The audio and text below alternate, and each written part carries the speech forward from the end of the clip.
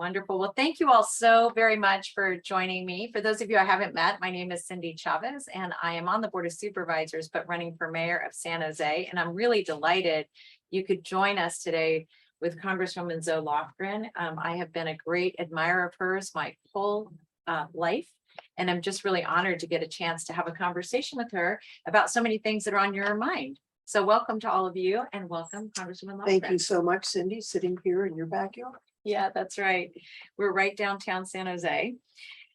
So I'm going to just dive into questions. We got quite a lot from you, and we're going to start with them right away. And so first, I wanted to ask if you could give us an update on the House Select Committee's investigation of the January 6th attack on the Capitol, which you Yes. played an incredible, tremendous leadership Yes. role in.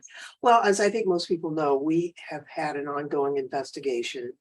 It's the most wide-ranging investigation I've ever been involved in. Hundreds of thousands of documents, over 1,000 witnesses. We had a series of hearings. I think a lot of people watched some or all of them.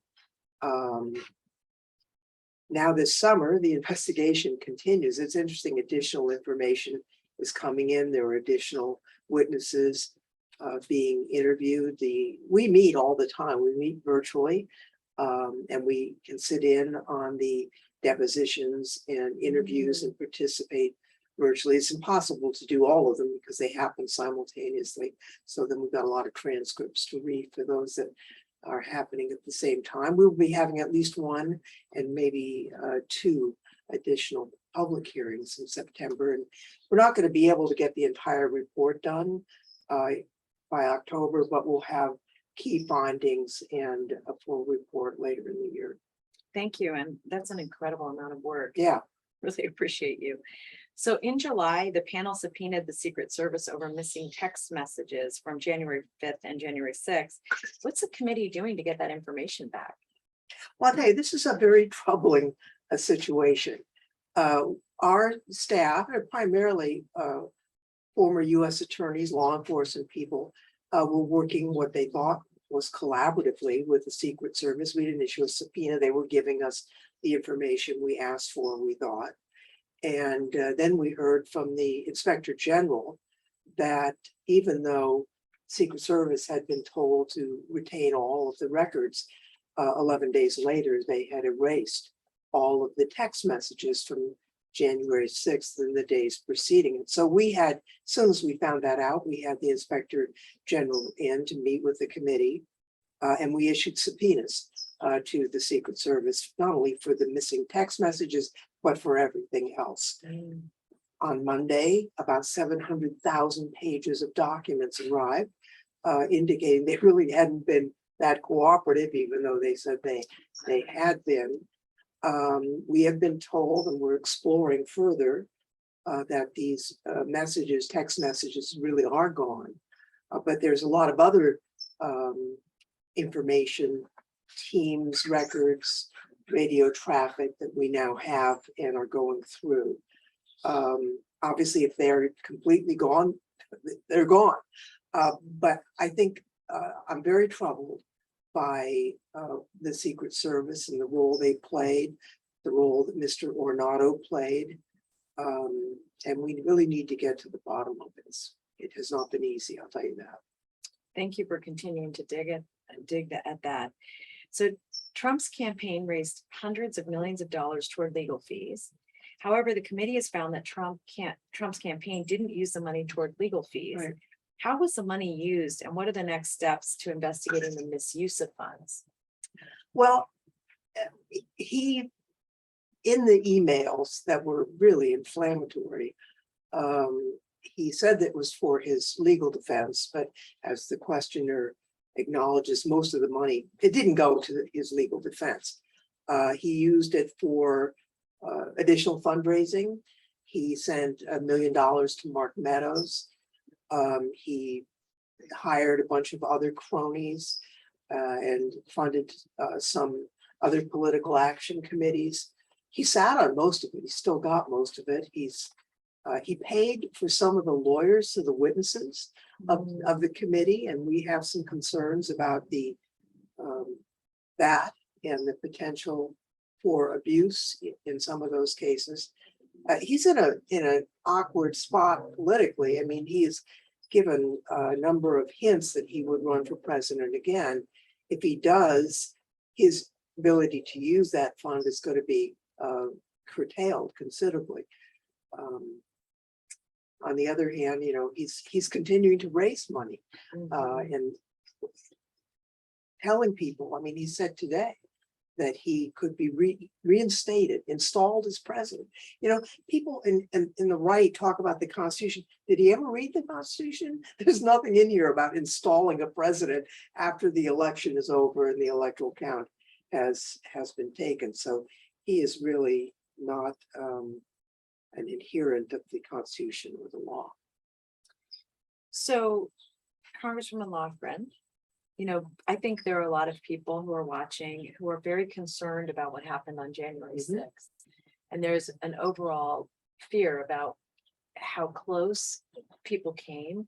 And it's not just the events of the day, but as your committee has shown, all of that work that was going on before the election and after the election to deny that the election existed, the conspiracy really to lie to the country and to stay in office. And so what would you say are some of the key things that we can do to protect our democracy and recognizing both the January 6th day, but all that led up to it as well?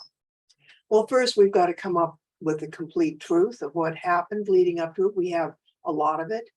You're right. The president indicated in the spring before the election that he, even if he lost, he intended to say that he won. He engaged in various schemes and plots to make that happen. And when all else failed, he unleashed a mob that he knew was armed with assault weapons to the Capitol to stop the counting of the electoral votes. And it's very clear he intended to go as well. Some of what we need to do is procedural. The Electoral Count Act was violated. His lawyer, John Eastman, indicated this didn't comport with the act or with the 12th Amendment. But because the threshold for objecting is low, it allowed people who wanted to overturn the election to create mischief. So Liz Cheney and I have been working on reforms to the Electoral Count Act. We were exchanging a few little elements. I think we're almost done. And I think that will give greater protection from misconduct. But there's a problem with political violence in this country, and it's primarily on the radical right, the extremists who are threatening civil war if political outcomes don't meet their desires. And so, although there are plenty of normal Republican voters who I've met out here in the country, many of the people who are representing them in the House are unhinged and unwilling to abide by the Constitution. So I really think we can't trust the Republicans in power until they get over this fever and once again decide that they want to uphold the Constitution and live under the rule of law. So we have a lot of people who are watching who, this is a question I think that we're going to probably get over and over again, which is that what could and should we be doing at a national level, and what could and should we be doing at a local level that really reinforces the health and vitality of our democracy? Both how it's preserved, but how does it get expressed at a national, state, and local level in a way that's going to frankly move the country to a more healthy more healthy trajectory? Well, I think there are a couple of things. One, take your responsibilities as a voter seriously. Vote. I mean, we had a low voter turnout in the primary. That was disappointing here in California. Maybe that people felt, that things were going well enough. But I do think that the elections matter. We know that Roe v. Wade was overturned after multiple years of plotting by extremists. That's on the ballot this year. Democracy is on the ballot this year. I'm planning to vote for you, but there are also some other key House races in California. We know that we have some tough situations because of gerrymandering in certain other states, but we can pick up to 5 new Democratic seats in the House if all goes well. And those candidates really could use some help. In past years, we had people from the Bay Area take buses down to the Central Valley, walk precincts and help out, make phone calls, send postcards. So people can do that. And I believe we have all of these candidates on my website. And if not, I'll soon find out and we'll put them on the website, my campaign website. Great, good. So, so we're going to get local because I know some of you had some local questions as well. But before we do that, one last kind of just broad question. How do you see the atmosphere of what it was like when you first ran for Congress in DC and what it is like today? And I will just share, you know, a little bit of a perspective on that, you know, I remember that there used to be a time here when, this is for those of you who've been around San Jose a long time, these names will sound very familiar to you, or if you've flown into Norman White Mineta International Airport. But we had a delegation here that you have maintained this, and I think Congressmember Honda, and I think I know former Congressmember, former Secretary, and you know now deceased Norman Mineta and Congressmember Edwards were really about reaching across the aisle and trying to accomplish good works. How does that feel from when you were there to now? And then I'm going to pivot to what that looks like at a local level. Right. Well, I think it's interesting because when I was on Don Edwards' staff, it was more collegial Congress. People didn't have these sharp elbow political fights constantly. That actually changed the day I took office, because that was the day that Newt Gingrich became Speaker of the House. And it really was a pivot from a normal way of processing.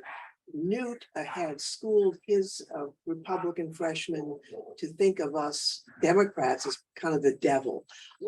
He canceled the bipartisan retreat that was usual. The only time we met the Republican freshmen were when we stood on the steps for a picture. The freshman class is supposed to go over and meet with the president and vice president, cabinet. I went over to the White House and Leon Panetta said that Newt had called and told the Republicans not to come. And so it was very divisive. The language of demonizing your enemy, making it war, started really with Newt. And it is continued and actually grown. And I think it's a very serious problem for our democracy. I mean, it's possible to have very serious disagreements with people and still respect them as individuals and people who have a good character. We need to get back to that.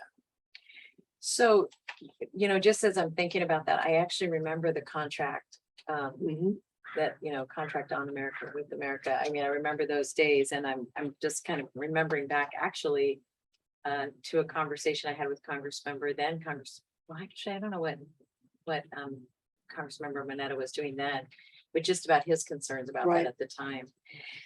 So let me just get a little more, even more local. And, you know, one of the questions they gave me is, why do you support Cindy Chavez for mayor? Oh, I'd be happy to say that. We'll get to that one next. So sometimes I think, and I hear people say this, that we kind of live in a bubble here relative to what's maybe happening in the rest of the world. And especially as it relates to public policy and how we think about public policy here.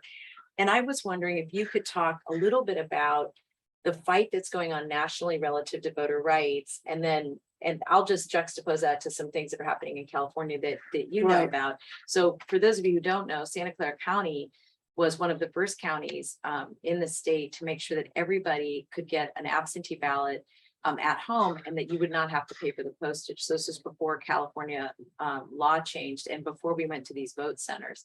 And I raise that because I think at a local level, we had been really trying to think about how do we get more people involved and how do we expand the franchise? So it's so easy for people who want to get engaged to do that. So that's what we're doing here at a local level. That's what's happening in the state of California, but not so in the rest of the country. No, as you know, we've got election deniers running for office all over the United States. They believe incorrectly that the last election was somehow corrupt. There's no evidence whatsoever towards that end. A few scattered. I mean, there were, I think they uncovered a guy who voted his ex-wife's ballot for Trump, right? That didn't change the outcome of the election in Ohio, but they're in a frenzy to make it harder to vote. This phantom to somehow change the way we count ballots. It's making it harder and harder for people to vote. And I think there is a bias involved. You know, people who are poor or very old are the ones who lack IDs. I mean, if you're 90, you're not driving, maybe you don't have your driver's license anymore. There was a study done in Minneapolis where a majority of the African-American population did not own a car and therefore would not have a driver's license. And there would be disenfranchised if that was what was necessary to vote. So it's a problem around the country. The first bill that we introduced, HR 1, would utilize Article 1, Section 4 of the US Constitution that allows Congress at any time by law to regulate federal elections. And it had all of the voting rights efforts that California has seen so that people would not be disenfranchised.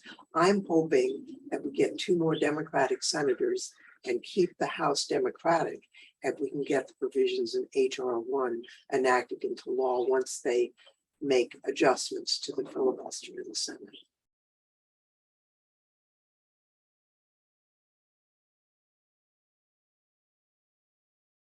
And I'll just say why I was so honored to receive your endorsement is that, you know, one of the things I really look for in folks that I want to see running for office is I want to see people who are do their homework, come prepared, recognize what an honor it is to serve others. And I think you've been doing that your whole career. And I still remember my first experience in public service, getting to watch you in action at the Board of Supervisors. So your endorsement was very coveted by me because of how incredible you are at what you do. Embarrassing.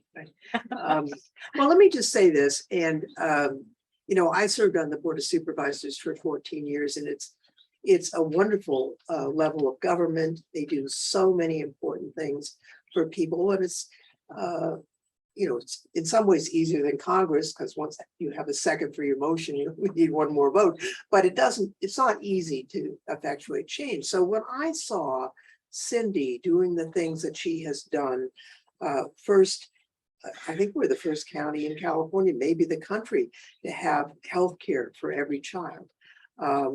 When she led the effort to provide, you know, an opportunity for voters to do a stable source of funding for the hospital and the healthcare system. When she stepped up to the bat to chair the plan to get funding for affordable housing, including homeless, but also for working people. You know, Cindy does stuff. She doesn't just talk about stuff. And that's one of the things about being in local government. It's not like in Congress where you can have a position. I'm for X, I'm for Y. You got to make stuff happen. It's great to be in favor of something, but what have you accomplished? And I can't think of anyone on the Board of Supervisors who's really done more action, created more change than you have, Cindy. And I'm looking forward to what you're going to do in the city of San Jose. Thank you so much. And thank you. Now you're making me embarrassed. But let me just say why what I think is so exciting is that I love being at a local government level, because you're right that one of the most important things you can do is take action right away. One of the things I'm most proud of and excited about in recent years really was the Board of Supervisors stepping in to purchase St. Louise and O'Connor hospitals, very important. Which part of the reason that's so important is that Congressman Lofgren, as a member of the Board of Supervisors, really protected and preserved Valley Medical Center through the tough budget times. And one of the things we knew at the board is that if we didn't purchase that, both of those hospitals were going to close. There was no private sector person coming in or organization to buy them. But the big impact would have been on Valley Medical Center itself, because without those two hospitals, we would have had so many people really trying to Right. access that one institution. We would have had a lot of suffering. I'm not sure people understand how much better it is here in terms of healthcare than other communities. We have a fabulous physical plant, terrific medical staff. It's got the full support of the county. I'm sorry, unfortunately, you can go to other counties, even in California, where it's second class. And that's not the case here. And it's because of the policy decisions made by the board over generations, really, but also brought to a head with your effort through the funding measure. Thank you. And one thing that folks may not know is that when we bought those hospitals, we saved over 400 beds and 2 emergency rooms. And I just want everybody to imagine what it would have been like here during COVID had we not had them. I mean, it's just one other reminder of how important it is that we really pull together at a local level to support each other. And that's one of the great ways we do it. I'm going to pivot just to talk about housing for a minute, and we got a lot of housing questions. So I'm going to ask you one, and then I'm going to just respond to one that I got. You know, one of the challenges that we've had here is that, first of all, the cost of housing is so expensive. And there are a number of reasons for that. One of them is that we don't build very much housing here in San Jose, and we certainly at a state level, statewide, we build a lot more luxury housing than we build of any other kind. But one of our challenges has been really working with the federal government to get more Section 8 vouchers here for veterans and for families and for community members. I wonder if you could talk just a little bit about what we should or should be expecting from HUD in the next coming years. Well, again, that depends on this election, and elections do have consequences. We had in the first measure, We really are in my backyard. I Yeah. apologize. That's our neighbor's dog. the budget reconciliation bill that the House passed had a very large amount of funding for housing construction, as well as rental assistance. So we know the Senate refused to go along with that. So that's something we would look at again. You know, there are a lot of issues with housing costs. It's extreme here in Santa Clara County, but it's a problem throughout the country. Some of it is the 2008 housing collapse had an impact that we're still feeling in terms of housing construction, and of course, COVID had an impact in terms of supply chains and shortages of material, as well as a labor force that is not as big as we need to build what's necessary. We don't have, honestly, Santa Clara County writ large has produced more jobs than housing and has shoved its housing problems off to other regions. I really think that has to change. And I think the city of San Jose is making progress on that. I recently got a briefing by the city staff on all of the new housing towers that are going up downtown. We're probably going to need a lot more of that. And I don't know if you know this about me, but before I ever ran for office, I helped form and was the first executive director of a nonprofit housing development corporation. And I really do think there's a very strong role for the nonprofit sector in housing that's affordable. It's very tough to bring in affordable housing on a profit basis. So I think the county back in the 70s funded some nonprofits. They and others are really robust here. So we're fortunate that they've got the capacity to help. But we did not repeal the law of supply and demand. We need to get some housing supply here. And, one of the big questions I get is what can we do about bringing down the cost of rent, and how are we addressing that for people, especially those who are very low and extremely low income. But I want to also say is I've been, around the city of San Jose, really talking to folks. And one of the big questions we get is even that we are missing, like we're kind of hollowing out the middle class here. And so to answer that question, I would say that really for the city, there are a number of steps we can take, but I'll just relate to 4 of them. One is that we need to make it easier for people to go through the process to build housing. And one of the challenges is we have 20% less staff than we should in our planning, building, and code enforcement department. So one is we've really got to focus on that department, making sure they have the staff they need and the tools they need to be able to process more quickly. Second is that we need to continue to work really closely with neighbors, because as we build out housing, people want to be involved in those discussions and decisions. That's really critical. Third is that we in Santa Clara County have an affordable housing bond called Measure A. That affordable housing bond was intended to build about 4,400 units of housing. We're gonna hit that number, which is really good. And for all of you who voted yes, thank you, because we're ahead of schedule right now. We have 44 projects that are in the pipeline, almost 1,000 units that are built and open, but of those projects, they're in 8 different cities. So it's not just San Jose that's building the affordable housing, but region wide.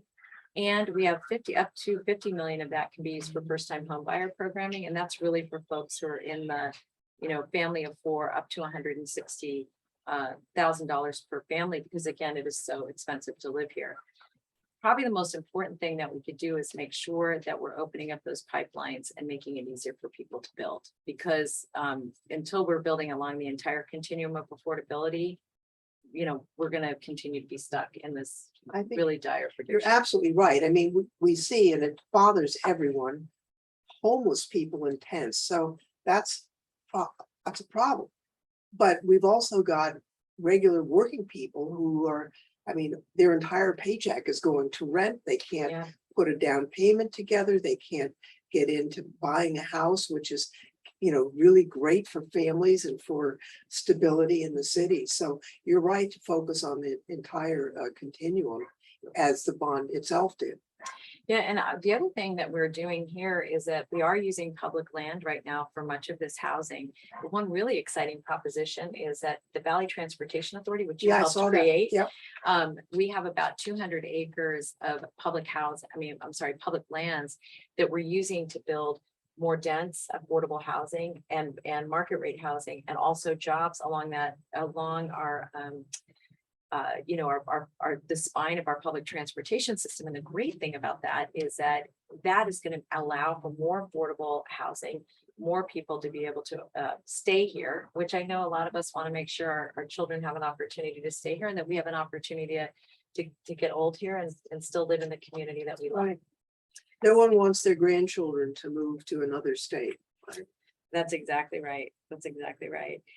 So one other question that we got, and I'll start on this one, and I'm really interested in what you think about this at a federal level, is that, for many years, we've been trying to affect change in terms of gun laws. Mm-hmm. And one conclusion I've come to is that we actually have some gun laws already in place that we're just not fully utilizing. And one of them is to make sure that when someone has a red flag and they shouldn't have a firearm, that we are in fact getting those firearms from people who shouldn't have them.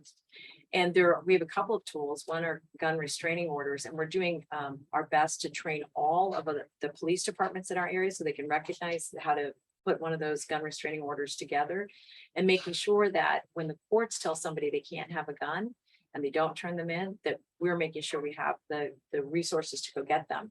One of the proposals that I've made to my colleagues at the Board of Supervisors is that we actually work through the district attorney's office to expand collaboration between our different departments, because it's pretty labor intensive to go get firearms from folks. So at a state and local level, we do have some tools we can use. I'm wondering if you have any thoughts about, again, what we should be thinking about from a federal level, and how collaboration at a local level can work and support the efforts that you're leading at a national level. Well, I think what you're proposing makes a lot of sense and will make a difference. But we need much more, and it's got to be at a federal level. We recently had a vote in the House to ban the sale of assault weapons. I think that's important. No other country on earth will allow some person to come in and essentially buy a weapon of war.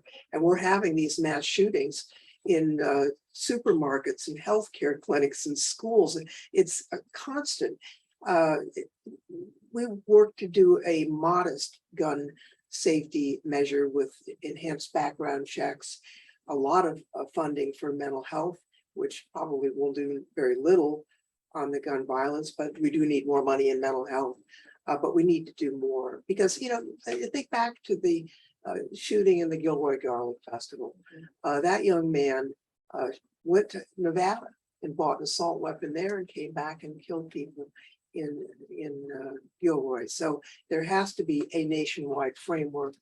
We did do some incentives for states to do red flag laws in the bill that the president signed. But you're right, implementation is very important. There may be some additional funds through that Oh, that would measure be great. for states and localities to do that. And I think it's right to task, somebody's got to, in law enforcement, has to take charge of it. Probably the district attorney's office is the one with the reach that you need to do that. You know, we just did a gun study, the cost of gun violence in Santa Clara County, and it was led by the Public Health Department. And part of the reason we did that is that, you know, the resources at a federal level are pretty meager. Like there's not as much research that we need. But in any case, what we found is that we spend like almost $1 billion dealing with violence in our community. And so it's not just a human anguish, but as we think about public resources, we're spending an awful lot there. So we'll be supporting your efforts at a national level. Well, let's hope we get the chance. We'll see what the voters decide. All right, all right. So another question, and actually this I want to thank you because I know you played a leadership role at this on a national level. One of the issues that you all have raised with me is what are we doing in terms of public-private partnerships relative to broadband? And, you know, maybe you can talk a little bit about the package that you brought forward, and I'll talk a little bit about what we did with that at a local level. In the infrastructure bill, we did a big expansion for broadband, and it's comprehensive. It's, you know, there are urban areas where broadband is not available because either it's not available at all or it's priced out of reach to people. There are some rural areas where it doesn't exist. For example, the backbone doesn't even go all the way down to throughout Monterey County. So there are consortiums in rural areas and cities binding together to solve that. I'll tell you, COVID made it so clear that the division between the haves and have-nots on access to the internet is a really important economic issue as well as educational issue. So I'm ready to do whatever I can to support the city of San Jose as you try and move forward. It's really being driven by local folks. What's your vision? Do you want to use the existing infrastructure? Some of the rural areas are going to do municipally owned broadband expansion. So localities need to make that decision, and then I'm going to support it. Yeah, so one of the best things that came out of that is that as money came to the state of California, what happened was that this local consortium of county, you know, members of the boards of supervisors, for-profit, nonprofits, really got together to take a look at what we could do at a regional level. And I'll just make this point, like if I'm thinking about one of the strongest things we can do for the economy of the state of California, you think about the university system, you think about the roadways and highways here, but you got to think about broadband for the future, because if we don't have that really, that backbone here, we are going to be in big trouble. So out of this, what happened was that we brought this coalition together, and what it allowed for was, as the state laws were being crafted with the resources that you gave us, it built in public-private partnerships, which allows public sector entities to weigh in on whether or not we want to have our own local municipal broadband services. And I think what that means is that the ISPs, the service providers, are really going to have to work with local governments, which I think is critical, so we don't have big parts of the county missed, as you know that we've had here. In fact, it's pretty astounding that in Silicon Valley, the number of people that don't have access to high-speed internet, it's appalling, and we're going to do something about it. So the other part of the question that I got was, what does that mean for San Jose's digital inclusion plan? And I do want to say this: I think the city of San Jose has done a really good job of building out that public-private partnership. They need a little help. They need a little more resource. And frankly, the public sector needs a lot more leverage in these discussions. And I think the state law is going to help. And now all of that's going through the California Public Utilities Commission. So we'll know more very soon about what the opportunities are for us locally. They're starting to make tentative awards. So it's, I'm very upbeat about it. I think the funding is going to help localities do a good job. I think so too. And it means that we're not going to lose on really good businesses or really good opportunities. And frankly, for our kids' education, I don't know, you know, when I was little, we went to the library. Yep. Now people go to their computers, so, which is all good. So a couple other questions that people have for you that so let me see if we answered some of them.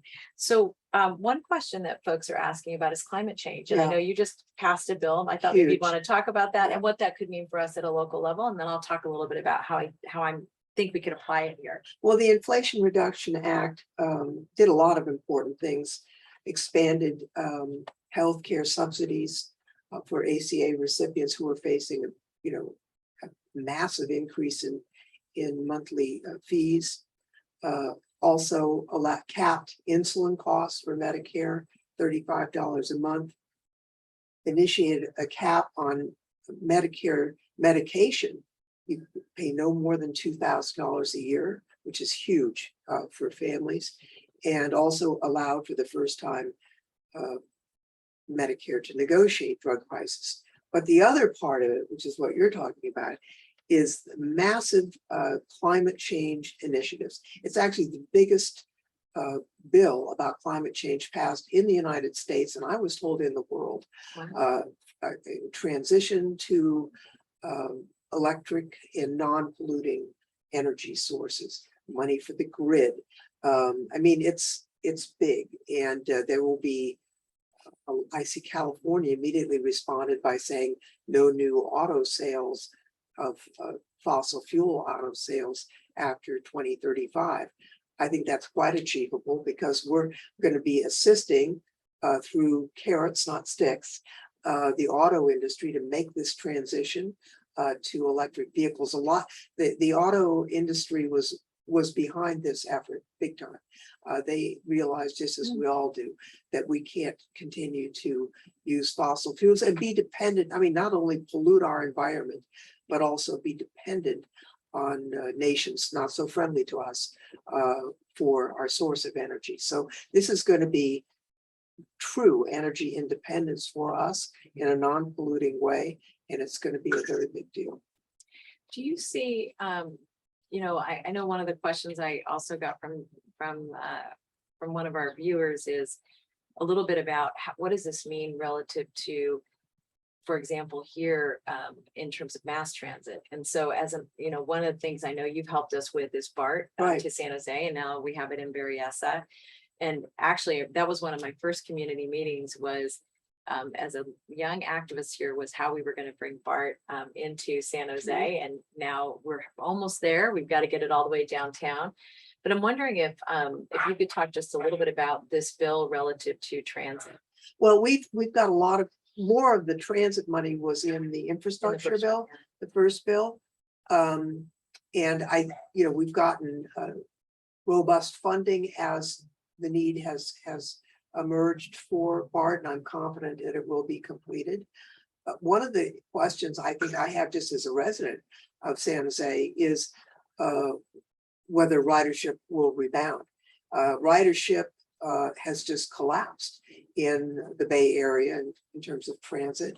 Not as true in Los Angeles, which is more a bus system. And I think there are a couple of factors. One, a lot of people are still not going to the office. And so, they're not traveling at all. Two, if you're going into the office 2 or 3 times a week, a traffic jam doesn't seem as burdensome as, grinding it out every morning. We've also got some of the HOV lanes on 101 and 680 that have eased things up. So yes, we need to have that alternative. Also, people are worried about COVID in an environment that could be crowded. So I think the BART and BTA do a couple things. One, they need to make sure that the health conditions are addressed through ventilation is the most important element in terms of COVID in public spaces. And I think we've got to do some luring of riders back to the system, because people did get out of the habit of getting on Caltrain or BART. Yeah, I think those are all certainly true. You know, you were talking about the inflation, anti-inflation measures. And I know from doing house meetings that a lot of you have talked to me about how expensive it is to live here. And a lot of that's housing. And we can talk a little bit more about that, but I'm particularly interested in how you see the bill really helping people in their pocketbooks. I Right. think pharmacy, I think you talked about medications. Are Right. there other things that you? Well, part of it is as we transition away from fossil fuels, that's going to help in terms of the price of gasoline, which is already coming down. There are multiple factors. It's worth noting that, I mean, there's inflation all over the world. It's not just in the United States, and it's being aggravated by a number of factors. The judgment made, and I'm not criticizing anyone, was that the oil would not rebound as quickly as it did because the economy would not rebound as quickly as it did from COVID. That was turned out not to be the case. And so there are shortages. The shortages were aggravated by the Russia invasion of Ukraine and our collective effort to wean ourselves off their oil. So oil is a big factor of all this inflation because anything that moves in a truck, which is everything, is going to be more expensive. And as fuel costs come down, that will be eased. And also as fuel becomes electric instead of gas, that will be eased. We do think that if you take a look at some other things that are fueling this, fertilizer in food is a big problem. I mean, the price of fertilizer has gone through the roof, and it is impacting food production and the costs of food. So that is something, and Russia and Ukraine were big suppliers of fertilizer. So that is something that needs to be addressed in the next ag bill for sure. And although I'm not on the ag committee, the science committee is looking at some alternatives to the traditional types of fertilizer sources that might wean us off that dependency and help with food costs as well. But I'll tell you, I mean, you go in the grocery store, it's like, yikes, take a look at, what's the price of beef? It's through the roof. Even eggs are very expensive. So all of us are seeing it in the grocery store, and it's hard for families. Yeah, I would just add that it's hard for our nonprofits that are trying to feed families. Second Harvest Food Bank was sharing with me that they used to be able to put a gallon of milk in every box along with eggs, and now they're at half a gallon and maybe less eggs than they were able to put in before. And what's also interesting is here in our valley, and this is how I know that people are really feeling the pinch, that in our valley, that we went during COVID, we were feeding, hundreds of thousands of people, and that number started to drop and then steady, and now it's gone back up again. So we know that people are really hurting here in our community. And I guess one other thing I was able to get $800,000 for the food bank in the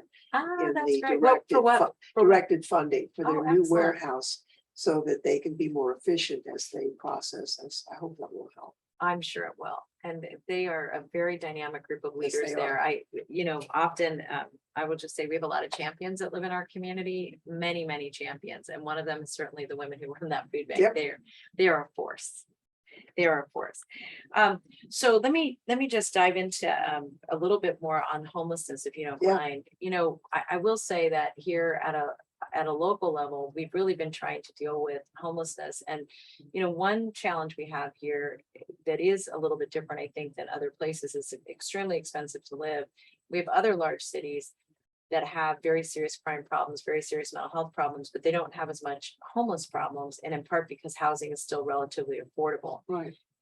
And we don't have that option here. And so we know that we still have 10,000 people who live on the streets.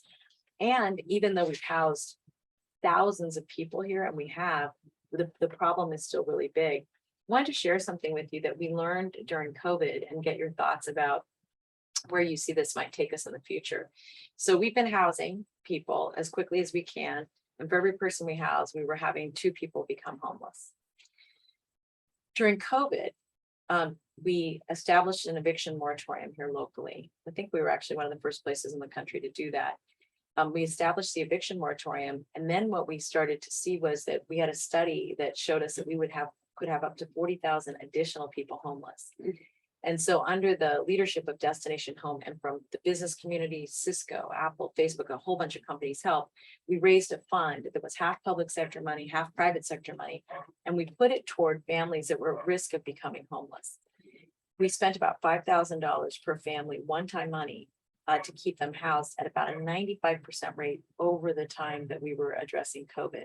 So we're really focused on how do we keep people from becoming homeless in the makes first place. And, one of the things I've been imagining, and I know you're going to tell me go elect some more people that care about HUD. But one of the things I've been imagining is that if we were able to get more one-time money from HUD, that it would balance out. Our Recovery Act money. Yes. Yeah. Thoughts? Well, that was a huge infusion of funds, and we made sure many of us who had served in local governments that we're not just going to hand this to the states. I mean, we're going to allocate it to cities and counties as well, to deal with the financial problems created by the pandemic. And I think for the most part, the cities and counties have been very creative and sensible about what they've done. Whether we can do that again, I can't tell you. It was a huge, it was an emergency. It was a pandemic. Getting that kind of infusion of funds with that kind of leeway is probably not going to happen again. But I do think we need some targeted funding for housing. Going back to the earlier discussion, this is an emergency across the United States. And probably better than I do that the situation with homeless people is complex. Not some people are homeless just because they didn't have enough money for the rent, and they're in their car or they're in their camper, and what they need is a place to live that they can afford. There are people who have been out on the street who have a variety of other emotional or chemical problems. That has to be dealt with as well. We were very insistent, the California Democratic delegation, that California's waiver that allows funding in the Medicaid program to be used for housing for people be approved. It is approved, and it's a source of stable funding to help on the housing side. Some of the smaller cities are now doing extended stay drug and alcohol treatment, 6 months, which is really the 30-day wonder with the insurance companies is not cutting it for people with a serious problem. And then following up with a stable, sober living environment that they've constructed with private sector, public sector funds. I think that's a good model, but what it will take is a plan. Everybody's got to buy into the plan. And I think people don't like to be surprised in their neighborhood. So if there's a guy camping down, 2 blocks away, maybe the neighborhood could come together and say it would be better to have treatment in an appropriate locale. And I'll say, having lived in downtown San Jose for a long, long time, one of the best neighbors we ever had was Pathways. That was a residential drug treatment program, and they were terrific neighbors, and were never any kind of problem with them as a neighbor. Yes, I remember then. Yeah. I mean, I think one thing that I think you're raising that I just want to reinforce is that we really shouldn't be surprising neighbors. And, when I served on the city council, we had a program called the Strong Neighborhoods Initiative. And that program really was designed for 3 things to happen. One, we train neighbors on how to work with the city. We trained the city on how to listen to neighbors. And then finally, it allowed the city and the neighborhoods to come up with their own plans for their neighborhoods. And that way, anything new, whether it was a housing development or retail or any kind of change, the neighbors have their own plan that when a developer or anyone else came in, they could say, here's our vision for our neighborhood. And if you want to come here, you're gonna have to work with all of us. Well, it's absolutely essential because if sometimes people say, well, we only have time for a plan. Well, if you don't plan and you just try and do, then you fail. You're going to save time by sorting through it, getting everybody heard, getting consensus to move forward. And what's interesting about what you raised is that most of the projects we brought forward during that time, because everybody had already bought into them, they were pretty successful. Like we had a good, we didn't have too many controversial programs come forward. And one other point I'll make is that in downtown San Jose, where we both live, when I served on the council, we were able to double the amount of park space in downtown. And part of the reason we were able to do that is we worked really closely with neighbors, developers, and, community organizations to make sure that we had the resources we needed to do that. And it really is a change in the way, in really building meaningful relationships between the neighborhoods and cities. And not every neighborhood in San Jose feels that way anymore. And I'd like to get us back there. It's possible to get back to that. And I agree. I think San Jose is a wonderful place. I love living in San Jose. I love my neighbors. I love my neighborhood. I love the city. But that doesn't mean we can't do better. Yeah. We can. No, I think that's a really good point. And there's so many ways that we can get better. I think one of them is what I just talked about. I think the other is the focus on addressing homelessness is going to be. It's got to be big. Yeah. And that's exactly right. And, one of the reasons that, as you know, because you've served on the board, one thing that I believe is that our ability to get the city of San Jose and the county to work even more collaboratively together, including the other cities, but really that relationship, because it's half of the county, is so critical. Huge. And we're doing good work together, but we should be doing great work together. It should be much better. And, talking about parks, I mean, there are parks in the city that are not really available to the children of the city anymore because they've become a homeless encampment. Yeah. That's not acceptable. That's not fair to kids in San Jose. This has to be resolved. Yeah, I agree. One other thing I'll just add, and this may be something more for kids and parents who are watching with us today, is that we also need to keep expanding the amount of park space. Like it's incredible to me to see how used the ballparks are and how used the soccer fields are. And at a time when we really want kids to be healthy and away from these things, we want them to have places to play and places to be able to be on a team and be able to really exercise their lungs, and for you parents to get them tired enough for you to put them to sleep at night, and that requires a plan. That really requires, to your point, us saying, here's what we're going to expand in San Jose, and here are all the places we can do it. And even though we're land constrained, I think the point that you're raising about that planning, like really putting our stake in the ground, saying that we're going to be a great, we want to be the best city in the country to raise kids. I mean, that's really what we want to be. And the healthier they are, the healthier they're going to be, as we all are going to be as adults, and even the healthier we will age. So I think as we think about the sustainability and the future of this city, it's a lot of it's got to be focused on the littles. Yep. Well, it's not little. I mean, the things, if you have a rambunctious 5-year-old and you're living in dense housing, you got to have a playground. That's or right. else it's all over. So we've got to get that done, and we've got to reclaim our public spaces. Yeah. And we've got to have a plan to do that. And I think you are the one who will be able to unite the city in a way that's very important. The support you're getting in the business community, the support you're getting in the nonprofit world and in neighborhoods, it's really impressive. Thank you. And I'll just, I know we only have a couple more minutes, and I hope I got to most of your questions. And if there's anything I left out that I should be responding to, I'm looking behind the camera to someone who's watching the chat.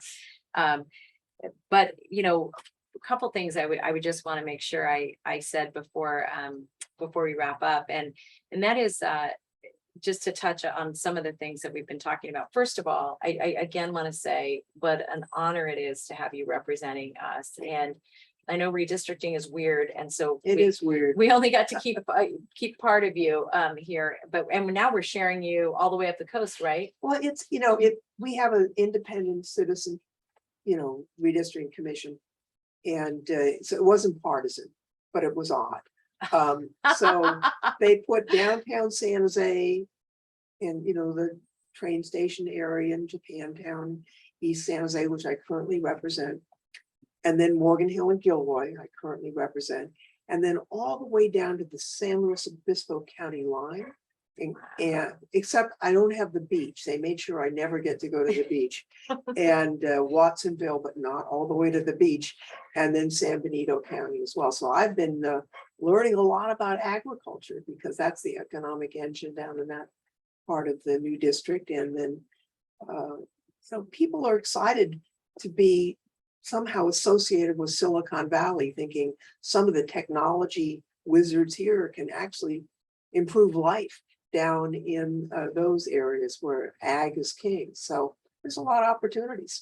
Well, I think it's very exciting. And I'll say, one of the things that we learned during COVID too, and I think the bills that you all have passed are really allowing for this new vision of onshoring, right? We both have to Right. do it to protect the environment, but we also know for security reasons, all the offshoring we did was very dangerous for us. And so Well, protecting all that ag land so we can grow yeah. food. The CHIPS Act is going to be a very big deal. And, the vulnerability that we have,